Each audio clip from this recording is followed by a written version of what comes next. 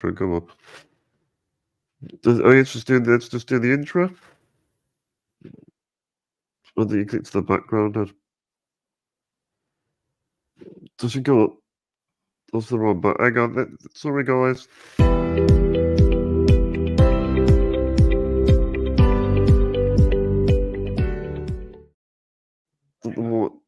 Yeah, hello everyone. I'll do the intro in a minute. I'll just have a few technical problems. Let me just scroll down a bit. Keep going down. No, keep going down. Keep going down. Without rolling the thing. Keep going. Yeah. The very last one. Keep going down. Last one. Yeah, come on, that one. It is. Yeah, click it. Okay, sorry about that, everyone. Good evening, Aston Villa fans. Welcome to the Villa Forever podcast. I am your host, Chad Williams. First of all, before we get started, if you're new to this channel, you can please hit subscribe, and you can follow me on all audio platforms, including Spotify, Amazon Music, and Apple Podcasts. Subscribing is completely free. You'll help me out massively, and it really helped the channel grow. This evening, I'm joined by my special guest, George Zielinski. Thank you for stepping in tonight. Our pleasure, Chad. Always good to join you on the show. Who is the co-host on the All Villa, No Filler. I'll be doing the pre-match talk show. Sheffield United versus Aston Villa. Saturday, it's a 5 p.m. kickoff. Can Aston Villa bounce back after a disappointing defeat against Newcastle? Aston Villa currently sit 5th in the Premier League table after Spurs won, and they've got a better goal difference.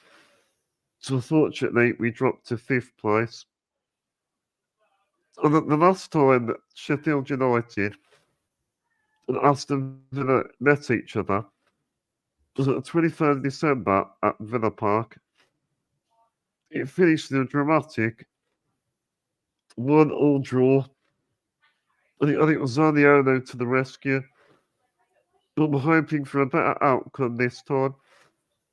It's a pleasure to have you on the show again, George. How are you? Yeah, very well. I've just about got over the defeat to Newcastle a couple of days ago. That was tough to take, but yeah, hoping for a better performance and a result this weekend, that's for sure. Well, so before we get into the Newcastle game, I was going to talk about Chelsea. I just want to say you're doing a good job on the All Villa No Filler.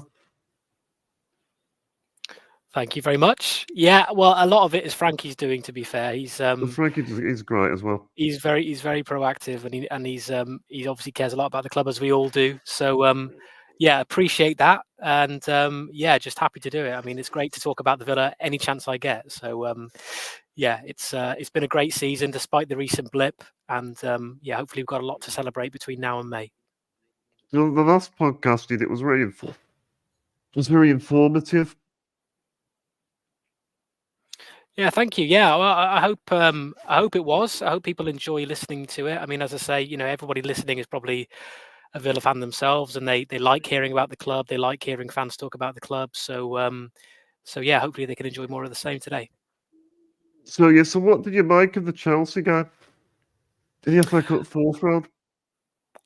It was tight. I mean, obviously it finished 0-0, which reflects that. I think Chelsea did have the majority of the chances and the play in the first half. I think we were, in some respects, fortunate to get in at half time 0-0. But in the second half, I think we sort of came into our own a bit more. We looked a lot more comfortable on the ball.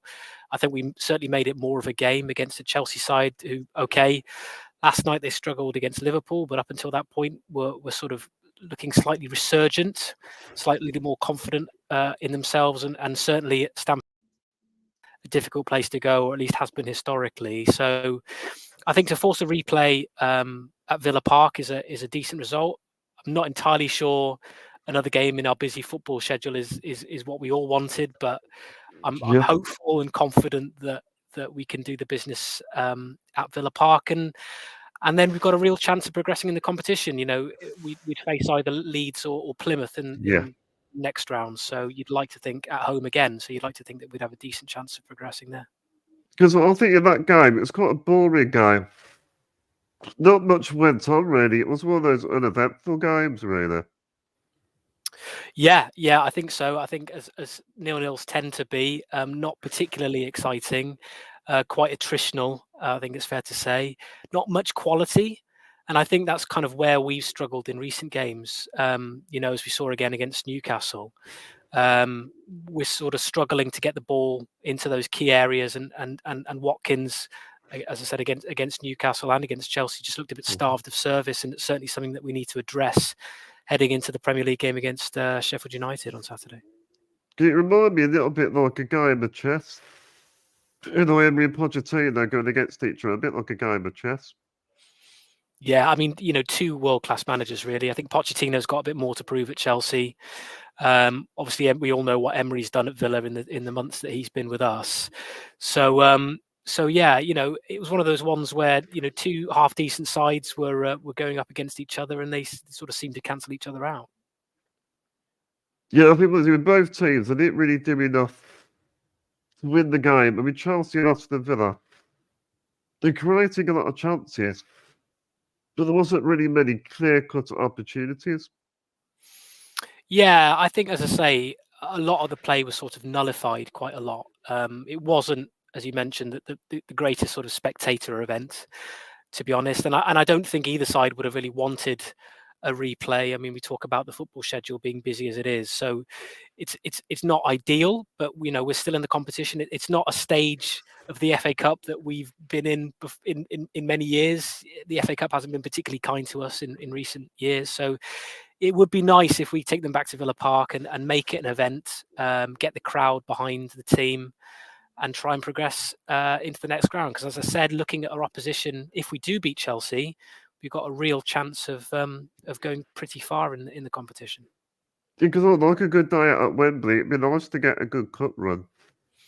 Yeah, well, I think a lot of people who are listening will remember us reaching the FA Cup final a few years ago. Jack Grealish against Liverpool in the semi-final.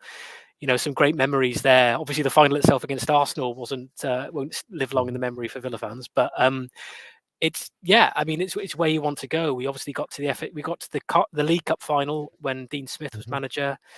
Again, a defeat against Man City there, but we're getting to Wembley is what we want to do. We're a big club. We want to get to finals. We want to win finals. We haven't won one of those for a while. So yeah, it'd be nice to go as far as we can. Yeah, because in 2015, Tim Sherman took us to the FA Cup final. I remember Tim Sherman. Yeah. I think he was a bit of a character, wasn't he? He was brought in to try and steady the ship, and he did, to be fair, in the first few months, and it didn't go particularly well the season after, where we went down. Not entirely his fault, obviously. There were a few other issues at hand there, but yeah, no, he got us to that final, and that was a nice distraction, wasn't it, to kind of the struggles in the league. Yeah, because I'm thinking the Chelsea game, I was impressed with Matty Cash. Very lively. He ran into plenty of space. Got some good positions as well. He did, yeah, and he forced a decent save, didn't he, in the second half? I think that was our best chance, wasn't it, where he sort of cut inside and forced Chelsea's keeper, was it Petkovic, into a decent stop. So he certainly created the best chance of the game, and he's one of those players that this season I think has been a bit of a scapegoat for our sort of perhaps dip in form in recent weeks, which I think is a little bit unfair. I do like him as a player. I think he works really hard. I think he has been in and out of the side, which is never easy. Emery's played Concert on the right hand side for a few times, and so he has been in and out. I think he's had a couple of fitness issues too. So it's a bit unfair. So hopefully he can start to play himself into a bit better form and finish the season strongly. Also, what have you made of Longolay's performances? Sorry, who's? Longolay. Oh, Longley. It's difficult because he's filling the hole of Pau Torres, who's arguably been our best player this season. I think he's, Yeah. for someone that's just joined the club and joined, the Premier League more generally, I think he's adapted so well. I think his first couple of games, I think maybe he struggled to adapt, but after that, he's been pretty integral to how we play. His long balls from deep have been really, really useful in terms of how we play our game and how we attack sides. And Longley has sort of debutized in his absence and sort of tried to play that role and has probably been instructed to play that role. But I just don't think he's been as effective, really. He's in terms of quality, he's just not at that Pau Torres level. And I think we've struggled as a result. And also, I am a firm believer that, particularly when it comes to the defence, you don't want to disrupt that too much. I think so much about defensive strength is about communication and understanding the players around you. And I think for the likes of Konsa, who's been playing at right back, he's been at centre back, and Longley, who's come in, and Cash has been in and out of the side, and we've had on the left, we've had Moreno coming back in, and Digne been out, and Digne started. It's been a bit of a ramshackle defence, hasn't it? So it's just been it's one of those things. We've just been unfortunate in that part of the pitch, having so many injuries. But I think Longley has struggled. I think he may be the first to admit that. In the Chelsea game, he seemed to struggle. Did it look a bit shaky? Yeah, and I think he did. And I think certainly against Newcastle, I think he put in a decent block, I think, in the first half. But beyond that, I don't think he was particularly influential. So it's a worry. Yeah, it's a concern. With Torres' injury, it seems to be more significant than we were all perhaps led to believe. So, hopefully he's back sooner rather than later. Well, the good thing with the FA Cup, we got the home advantage. Get the crowd behind the team. It's going to be a great atmosphere at Villa Park, I'm sure. Oh yeah, definitely. I mean, we've been so strong at home this season. I think our record speaks for itself. Obviously, we were going to lose at home at some point, and that's what happened against Newcastle. Yeah, but that's inevitable. Teams will obviously lose at home. We can't keep, of course, unbeaten forever. But it's been certainly impressive, and hopefully in the FA Cup against Chelsea, we return to winning ways at Villa Park. That impressive record went on since last February. Been unbeatable. Yeah, I mean, incredible. Villa Park. For a team like us to have that sort of record at home is phenomenal. That's the sort of record that a team like Man City or Liverpool would be happy with. So for a club like us who were struggling in recent seasons in the Premier League and obviously before that in the Championship, it's been very, very impressive and amazing to see. So we'll talk about your player of the matches then. Against Chelsea, who was your player of the match? Oh, tough one. Probably Martinez. I think he's proven again why he's arguably, or not even arguably, he is the world's best keeper. He's won awards for it. He put in some he put in a really good shift, particularly in the first half, making some really important saves. He was instrumental in making sure that game finished 0-0. So for me against Chelsea, it was Emiliano Martinez. Good Martinez once again. He was the star of the show.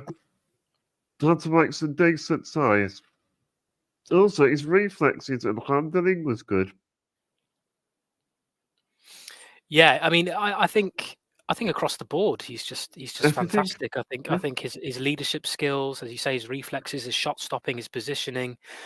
It's an absolute joy to say that he plays for Aston Villa Football Club, and hopefully he stays with us for many more years to come. Me and Frankie on our recent show, we talked about which player would we least like to see leave the club, and Frankie made the point that Martinez would be almost irreplaceable. I think, to be fair, he's right. I don't think we could get a better keeper than him. And the best goalkeeper in the world, Argentina, best goalkeeper in the world as well. Yeah, and he plays for us, and it's amazing to see and to see him progress at Villa as well. The fact that he was at Villa where he won the World Cup, he was at Villa where he won Copa America. Yeah. I think we've been as instrumental to that happening for him as he has been for us, and I think it's a really strong relationship that the club and he have with each other, and long may that continue. Well, talk about Martinez as well. He's adapted to the sweeper keeper role really well. Yeah, well, that was a topic of discussion for a while, wasn't it? Could Martinez adapt to what Emery wants to see from his goalkeeper? And I think when Emery first arrived, there was a little bit of I don't know, maybe it sounded a bit like a storm in a teacup. Some reports that he wasn't happy with how Martinez played. He wasn't happy with Martinez's behaviour during the World Cup, being the character that he is. But I think that's all died down now. I think Emery appreciates what a fantastic goalkeeper he is. And he's proven it. I think he's proven it by adapting his game, adapting his performances, and his performance hasn't dipped at all under Emery. I think it's only improved, in my opinion. So, yeah, hopefully he stays around with him and with us for a long time to come. That role, it suits Emery's system really well. Playing out for the back, especially playing out for the back. Yeah, well, we all know how much Emery enjoys playing out from the back. That's quite indicative of what he wants as a manager. And yeah, all players have had to adapt to it. It's not just Martinez. Yeah. All our defenders, Konza, Mings, Yeah. Torres. They've all had to do it, and Martinez is just another player that's had to adapt. Because though, in the defence and the goalkeeper, like Manchester City and Liverpool, they played a similar way to that. Yeah, well, as templates go, they're not bad ones to follow, are they? You want to be emulating the best teams in the league, best teams in the world, don't you? So, if we can play like that, and if we have the players to play like that, which we're hopefully trying to make sure that we have over the next few seasons, then the only way is up. If we look at Martinez as well, he plays it out for the back. He's very confident with the ball at his feet as well. Yeah, well, I think confidence is key for any goalkeeper. I think, if you look back over keepers we've had in the past, or Nyland comes to mind. I know he didn't play much for Villa, but certainly I thought he lacked confidence, and it shows. If you're not a confident keeper, then the opposition can prey on that. I think to some extent Robin Olsen lacks a bit of confidence. I think that's been highlighted in some of his games, but I don't think you can find a more confident goalkeeper in the league than Martinez. His antics, whether you like it or don't, it just illustrates what a confident man and player he is, and I think that is to his and our benefit. It's going to be difficult to get like a number 2 goalkeeper. So I never got Olsen, but he's been injured, hasn't he, Olsen? He has been, yeah, and we've loaned out Philip Marshall, who played in the Conference League game a few weeks ago to MK Dons, so he's not at the club anymore. Just following reports, we've certainly been linked with a number of goalkeepers who could potentially come in and play that number 2. Joe Gauci, the Australian goalkeeper who's away on Asian Cup duty at the moment, he seems to be the player that will come in and play second fiddle to Martinez. But of course, it's always going to be difficult when you've got a world-class goalkeeper. In the same way, we've struggled to find a backup to Ollie Watkins. They are players that will start every single game as our number 9 and number 1. So to find goalkeepers and strikers willing to play second fiddle to that is of a decent quality is always going to be difficult. So I'm going to talk about a negative now. So what is your thoughts for the Newcastle game on Tuesday night?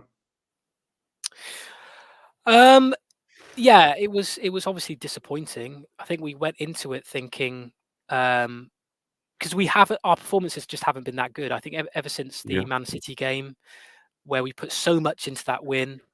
I don't know whether it's a lethargy thing or whether it's a psychological thing or a tactical thing, but we just haven't really been at the races since. And I think that all came to a head against Newcastle, where we were just second best to everything. Normally, our defending from set pieces is pretty good, but that's where we came unstuck against Newcastle. Yeah. Our ability to react to the second balls was off. Our passing control of the game was off, which is really unfortunate. As I said, at Villa Park, where it's a fortress, or has been for months, and we just weren't able to cope with the energy that Newcastle had. And conversely, we couldn't convert the possession we had into any meaningful chances. The only difference, I think, was when Leon Yeah. Bailey came on, and that was when we looked to kind of turn the tide. But by that point, we were 3-0 down, and we were struggling. I think if Watkins' disallowed goal, the second goal that he scored, if he wasn't Different offside, game. it could have been a different game. But he was offside correct decision from VAR. And that sort of took the sting out a little bit, and we weren't able to claw our way back into the game then. I think since Christmas, I think our performance levels have dipped slightly. Not as good as what we usually are. Yeah, I mean, we've been so good this season. People talking about us as potential title winners. That as much as it pains me to say it, I obviously want Villa to challenge for the title, but we're not there yet. I just don't. We're still a work in progress, and I think expectations perhaps need to be reduced slightly. I still think we can have a fantastic season. I think if we make the Champions League, it would be absolutely phenomenal for us. We've made a couple of signings, obviously, in this transfer window, which hopefully will benefit us in the coming months, and we can maintain that level. But yeah, I think we just have to realise that games like Newcastle will happen. Performances like against Newcastle and Sheffield United, and the disappointing results will happen. And we just have to accept that that's where we are at the moment. Does it? We're going through a bit of a bad patch, but I think we'll get through it. I think. Yeah, I do too. And let's be honest. We are missing key players. I mentioned Pau Torres. He's been out. Oh, he's a massive loss. He's a huge loss. Luca Dean as well. He was playing so well on the left. He's finding a lot of probably the best form of his Villa career up until his injury. And Moreno's come in, and I think he struggled a bit, but then he's been away injured for a long time, so he needs to build up a bit of form and fitness. Ditto Jacob Ramsey. He's been unfit for most of the season, so he's building his own fitness up, and hopefully that will benefit him the more games he plays. So we've just got to be patient with a few players, and hopefully they'll come good sooner rather than later. Because with Newcastle as well, I thought they physically outmatched us in that game. Yeah, I think they did. I think they had control of the game. It's a horrible cliche, but I think they wanted it more. As I said, they were first to the balls. They seemed much more energetic. They had a bit more guile. And yeah, I have no complaints about the result of performance. Sometimes you come away from games where we've lost or we've drawn, and you thought, oh, we've been unfortunate there, or we could have got something there. I think we kind of got what we deserved against Newcastle. With Fabian Sharp, there's 2 goals. They could have been easily avoided, really. Yeah, well, as I say, when it comes to set pieces, we've been pretty good in the main this season, and sort of managing players like Cher, big centre halves who can get on the end of crosses. We've been pretty good, but against Newcastle, for whatever reason, we just didn't seem to track him, and we just switched off. I think particularly for his second goal, we switched off. The ball comes to him inside the 6-yard box, and he pops it in.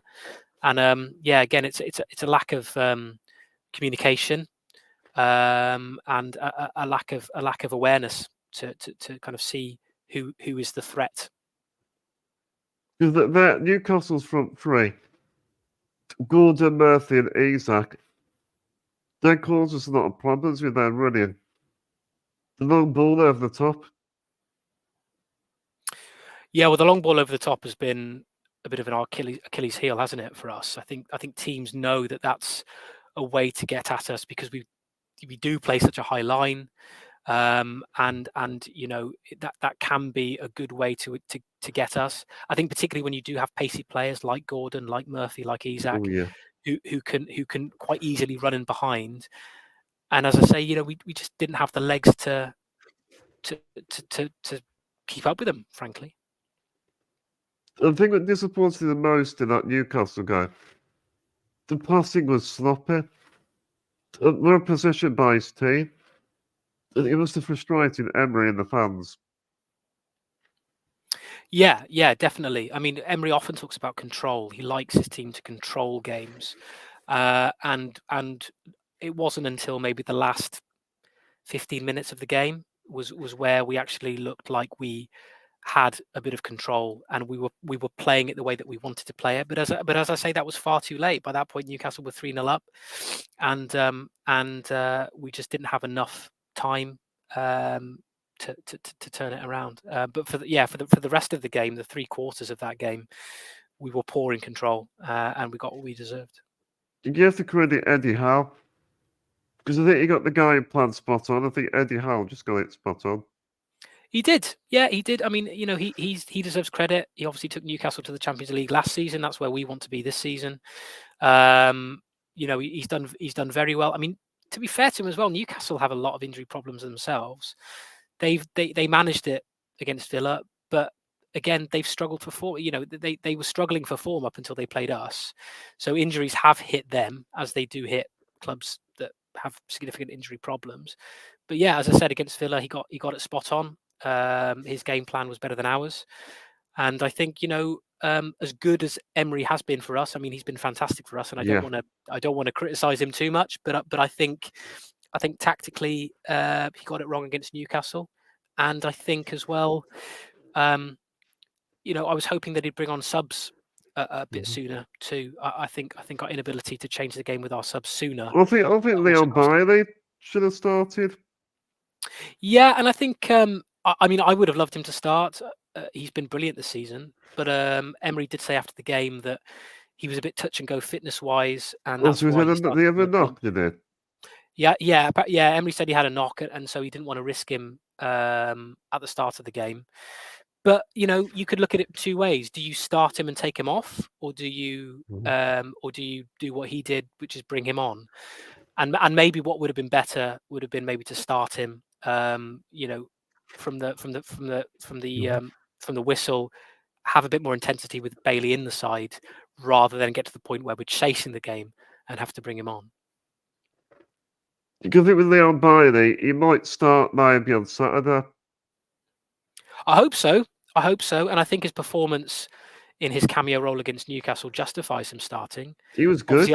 He was brilliant. I mean, he was in his 15 minutes. He was the best player on the pitch. I mean, if you talk about man of the match for Newcastle, I would say Bailey in 10 minutes. So yeah, he absolutely deserves to start against Sheffield United. But whether he's fit enough to play 90 minutes, I guess we'll wait and see. So what do you expect for the Sheffield United game on Saturday? Well, it's going to be tough. I don't think we have the best record at Bramall Lane. It's always been a game that I've sort of worried about historically. We don't seem to win too many games in Sheffield or at Bramall Lane against United. But we have to go into it with some confidence that Sheffield United have struggled. I know they put in a good shift against us, and we were lucky to get a point at Villa Park a few weeks back. But we've got to go into it trying to get put this blip behind us. They're not in good form, Sheffield United. Obviously, they lost against Palace a couple of days ago, and we have got quality players, and if they're all fit and firing, then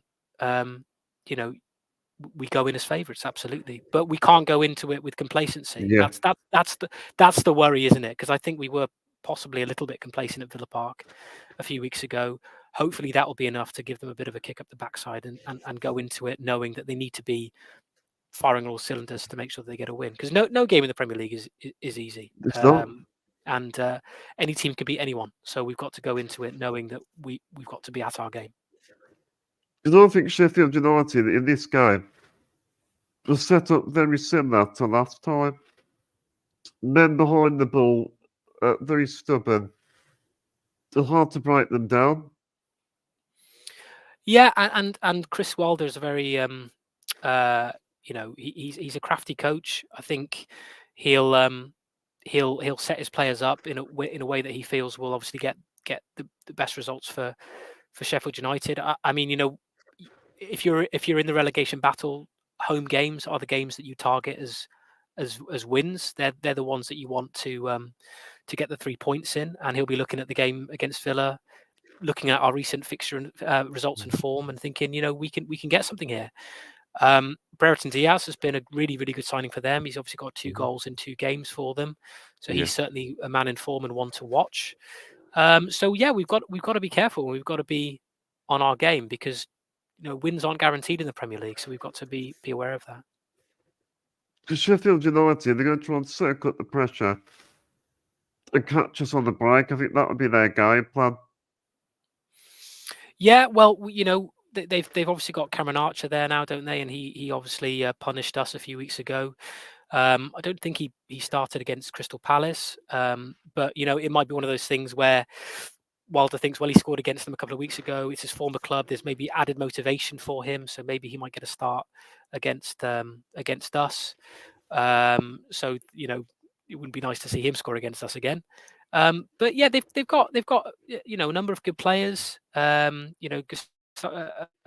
who was made a name for himself at Coventry, was he's still struggling for a bit of form, but we know he's been a quality player in the Championship. So we've got to be on our guard. We've got to be careful. We've got to make sure that we do the business and focus on ourselves and make sure that we have the quality on Saturday to beat them. Yeah, but with Sheffield United, another way they can score is pretty much maybe from a set piece or their physical presence, maybe. Yeah. I mean, as you say, I think when you're struggling in the Premier League, I think you do become perhaps more reliant on being rigid, on being difficult to beat, difficult to break down, and looking for those few opportunities from free kicks and from set pieces, corners, to get the goals that will hopefully win you the game.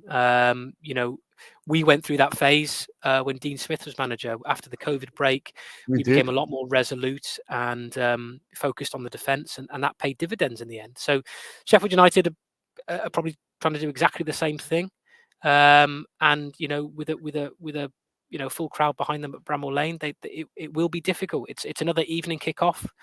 That creates a different atmosphere as well. We have to be prepared for that. We have to make sure that our quality shows. I think this is a must-win game. I think we could do with 3 points.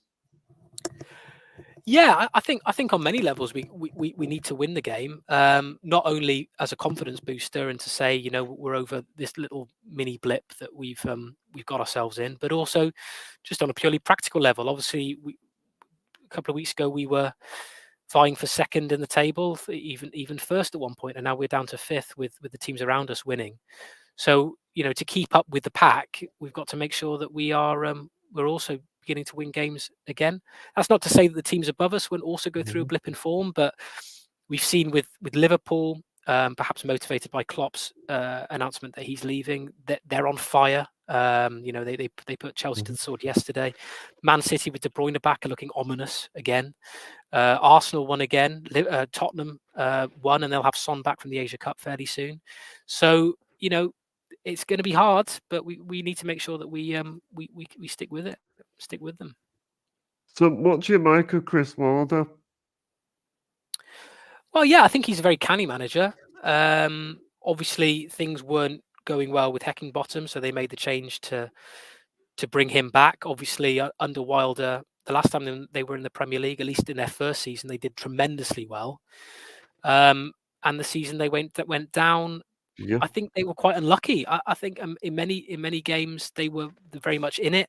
They just didn't. They perhaps just lacked the quality to stay in the Premier League that season, and they made the decision to go with other managers. Heckingbottom obviously got them up, but so far they have struggled. And Wilder was reappointed to try and get them out of the relegation zone that they're in. I mean, they are bottom of the league. It is going to be very difficult for them to stay up, but they obviously feel that Wilder is a man who knows the club. He's a Sheffield United fan himself, obviously, that he can have the Dean Smith effect and keep them up again. But was it that season that we was in that relegation battle? But did Sheffield United finish 8th, or was it the season before? They got close to Europe. Yeah, they did. They did. They came very close to Europe. That was the first season they came up, and they were a bit of an unknown entity. I think. They they had players like John Lundstrom. He was instrumental in helping them achieve what they did that season. But then the following season, to be fair, that was also the COVID season, so it was very disrupted. They were also the team that we scored, or they scored that ghost goal that wasn't given. If you Yes, I remember, remember that. Yeah. talking about Nyland and lack of confidence, it was him who sort of fell into the net. But obviously, thankfully for us, that goal wasn't given, even though obviously it did cross the line. So yeah, there's a bit of interesting history between us, and recent history between us.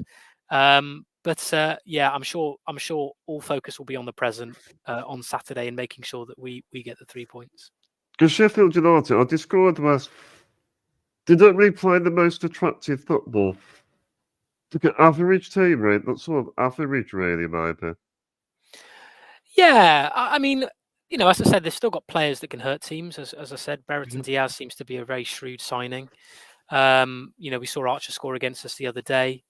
There's a few other players that on their day can score goals and hurt teams.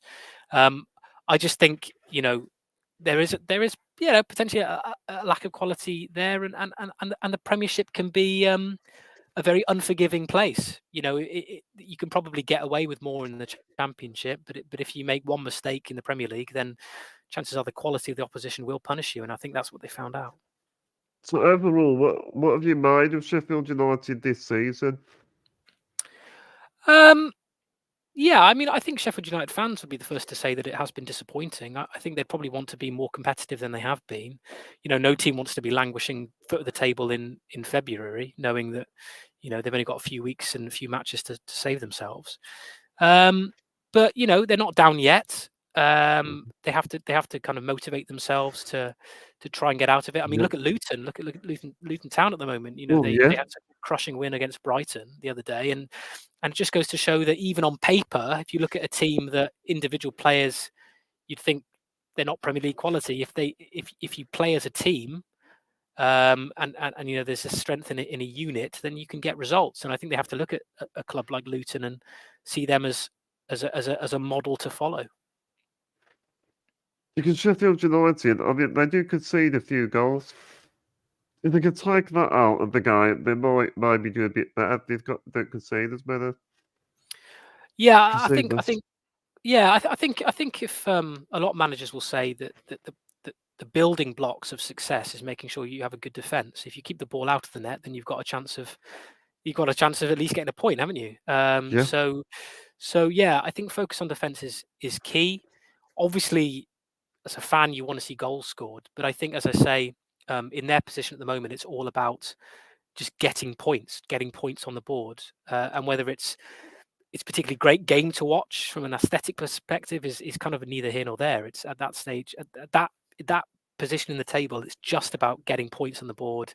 It's just about clawing through games and trying to get enough points to stay up. So George, what is your score prediction for Saturday? I think it will be difficult. I really want us to control a game. We haven't controlled a game in a long time, and I would love Dominate the to see it. football, does it? Dominate possession. Yeah, exactly. I mean, that's what I'd like to see. I just think we're still, we're lacking in a bit of confidence. We're probably still going to be without Torres. We still have a few lingering injury problems which are hurting us, and our away form isn't fantastic this season. So with all that taken into consideration, I do think we will win, but I don't think it will be particularly pretty. And I think it might be 1-0 to the Villa. I'm going to go a 3-1 away win. Well, I'd love to see that. You know? I'd love to see that. Why do you think 3-1? I think it's that sort of game where I think we can maybe catch them on the break. I think with the pace, our pace, I think. Yeah, and I think if Bailey is fit and he starts, he's definitely a player that can hurt them. I think Diaby has struggled for form, unfortunately, this season. But then so did Bailey last season. You know, in the first season, I think you got to consider that when you talk about a player that's just joined us or joined us in the summer. It can take a bit of time for them to get to grips with things. So I've got no issue with Diaby, but I think given his form and the way he's been playing, and if he's fit, Bailey has to start for me. And I think if he does, then he can cause Sheffield United all sorts of problems. What do you think Diaby has like been a bit poor recently? Like, he hasn't been at his best, really. What do you think that is like? I think it's I think when he started off the season really well, and I think with some players there's a honeymoon period. You join a club, you score a few goals, people start talking you up and calling you this, that, and the other. And I think that can probably put quite a lot of pressure on your shoulders to continue that form. And then when you maybe get a bit of a niggle or your form dips slightly, it can be difficult psychologically perhaps to get yourself back up to that level, particularly when you are unfamiliar with the league, or unfamiliar with the teams that you're playing against, the tactics you're coming up against. And as I said, I think Leon Bailey is a classic example of that. Last season he was in Diaby's shoes, struggled for form, struggled for fitness. There are some fans that were saying that if we received a decent offer for Bailey, we should have let him go in the summer. But obviously, I'm so glad we didn't, because he's been absolutely brilliant for us this year. And I think Diaby can sort of follow in his footsteps. I think another season under his belt, I think we'll see the real Diaby next year. Maybe Emery needs to tweak the system maybe a little bit or something. Yeah, that's true too. I mean, let's not forget another injury issue that we have at the moment is the fact that John Duran is out for a number of weeks too. Yeah. So that puts us in a bit of a disadvantage, because Watkins is frankly our only fit striker. We've seen recently that Emery is keen for Zaniolo to play as a second striker, but that's not his natural position. We've obviously seen Diaby play up there. Again, I'm not entirely sure that that's his natural position either. He's definitely much more of a Leon Bailey type winger. So that's another conundrum that Emery needs to solve. Rodgers is obviously an attacking player. We've obviously just signed him today, but I don't know how much he will factor in the team up until the end of the season. He's very young. He's quite raw. He's only 21. He looks a big lad. I saw the pictures this morning of him shaking hands with Monchi, and he doesn't lack physicality by the looks of things. So hopefully he'll play a part. But he's another dimension in that sort of frontal area of the team. So we'll see how that develops too. Rodgers, he's got a lot of potential. Yeah, well, he comes from good stock. He started off at he's in West Brom, wasn't it? He's another sort of West Brom youth player that Villa have signed. Joined the club. He is from Halesowen, that's right. So he's come home. A graduate of Man City's academy, where we've seen so many talented players go and come through. And he's been at Middlesbrough for half a season, just over half a season, and by all accounts has done really well. So yeah, he's certainly one for the future, but hopefully he can play a part this season too. And he's got a 27 shirt as well. Yeah, I don't know if that's like his shirt. I don't know what his shirt number was at Middlesbrough, or maybe it's just one of those ones where it's handed to him because all the other shirts have been taken because they were given out at the start of the season. But yeah, it'd be nice to see number 27 out of Villa Park, that's for sure. George, I'll just go and drink a water. Okay, no problem.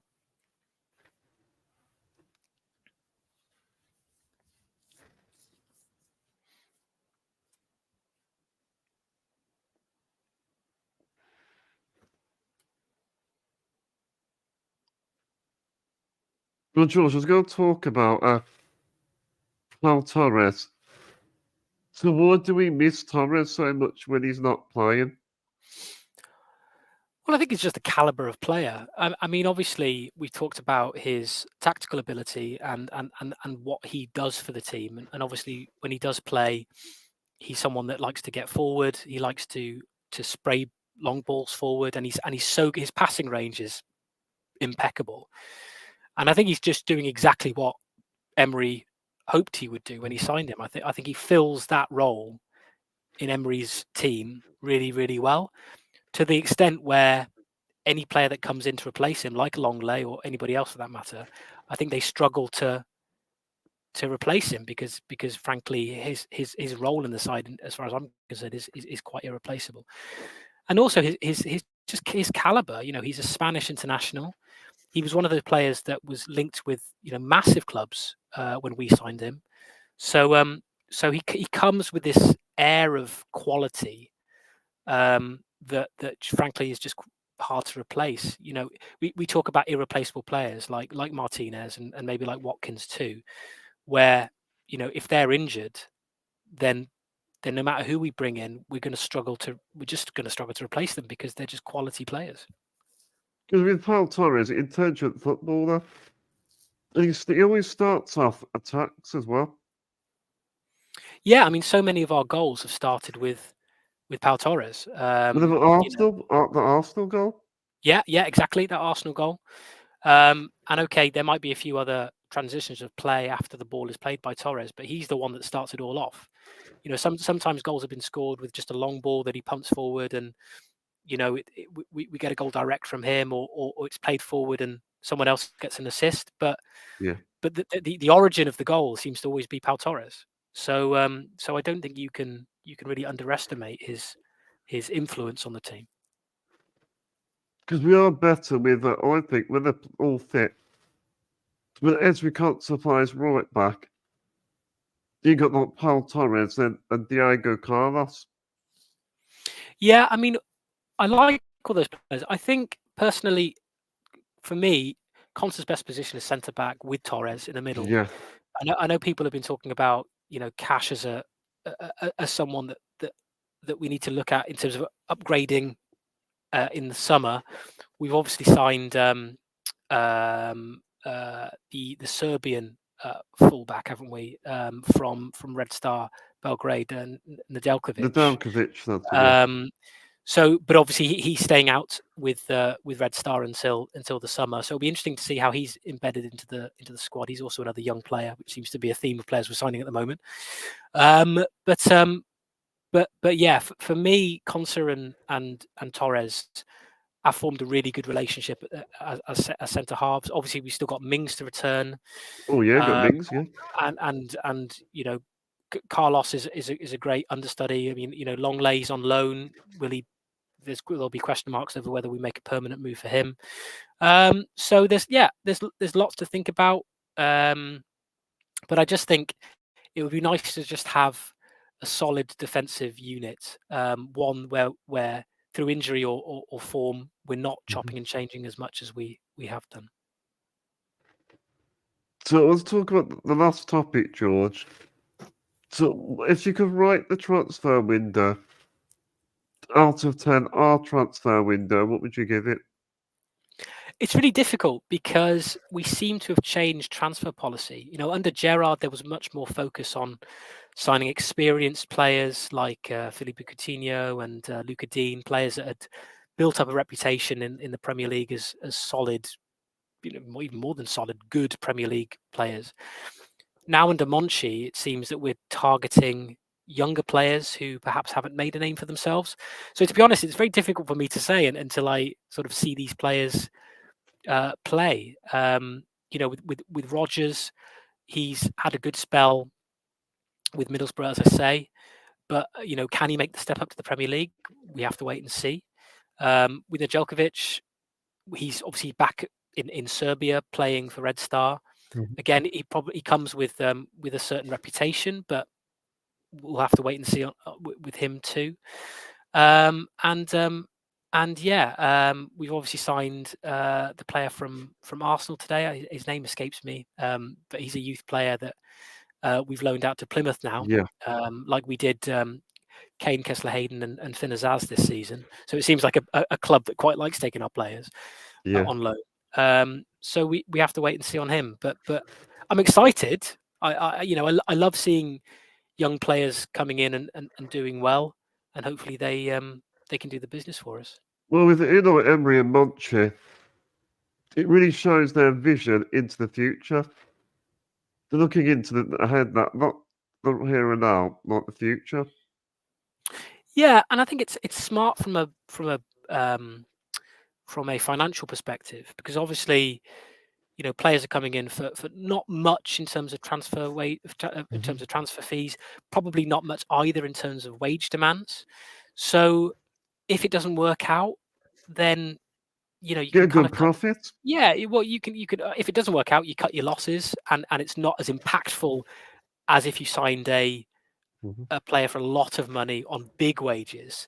It doesn't affect you as financially, and also if they do well, then as you say, you can sell them at a massive profit, which benefits us. And everybody's thinking about financial fair play at the moment. We've all seen what's happened to Everton.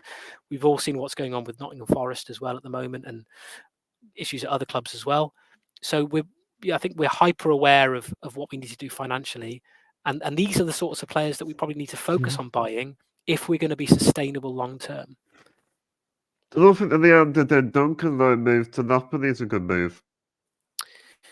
Yeah, I do as well. I mean, it perhaps impacts us in terms of our squad depth. Dendoncker, he's a seasoned professional. He's been there and done that at a few clubs. He's a Belgian international. But you're looking at it and thinking, what sort of wages was he on? Is he playing enough to justify those wages? It's that sort of thing, and I think we just have to sort of bear that in mind when we're making these decisions in the transfer And market. Steven Gerrard signed him as well. He signed Dendoncker. He did, and it goes back to what I was saying about his method was signing more experienced players, players of a certain age who'd had a certain amount of experience, a certain amount of games in the Premier League, and it seems that Emery is sort of going back the other way now, and signing players who perhaps are a bit raw but have a lot of potential. Well, we'll have a little look before we finish, George. Just some comments. Let's have a little look. Let's just have a little look. Yeah, have a look at that, yeah. Dear Michael Huggins, we are still building, and as I said, the red brick palace was not built in a day. I agree with that, yeah. Yeah, absolutely. I agree with that too. I think, as I said, it's a work in progress, so we just need to stick with it. Yeah, I was seeing Michael Huggins. We had injuries all season, but no one wants to talk about. A little look through one more. Let's see what Gordon. I'll remember what Gordon said actually. Yeah, Gordon Heath. We might be playing Plymouth if we both win our replays. Yeah, to be honest, I think Plymouth would be the team I'd like to play because we seem to be developing quite a rapport with them, don't we? As I mentioned, Finn Azaz went on loan. He's now been sold to Middlesbrough, who he signed, obviously, Morgan Rogers from. And yeah, Kane Kessler-Hayden, he's back at Villa Park now. And yeah, so we seem to have a good connection with Plymouth, and they're an up and coming side in the Championship. I hope they do well. So let's hope so. Hopefully we'll get to the last 16. Hopefully. That'd be nice. Well, I'm going to bring this episode to a close, George. Thank you everyone for watching. If you've enjoyed this podcast, please give it a like, share and subscribe to my channel. We're getting very close to 700 subscribers now. So remember to make sure to keep your post notifications turned on so you don't miss out on new content. Also, let me know your thoughts in the comment section as well. If you just scroll up a little bit, just a minute, iPad. Oh, thank you so much, George, for your time. You're very welcome, Chad. It's been very, very, very good talking to you. And yeah, anytime you want to talk about the Villa with me again, let me know. I'm going to wrap up this episode with Up the Villa.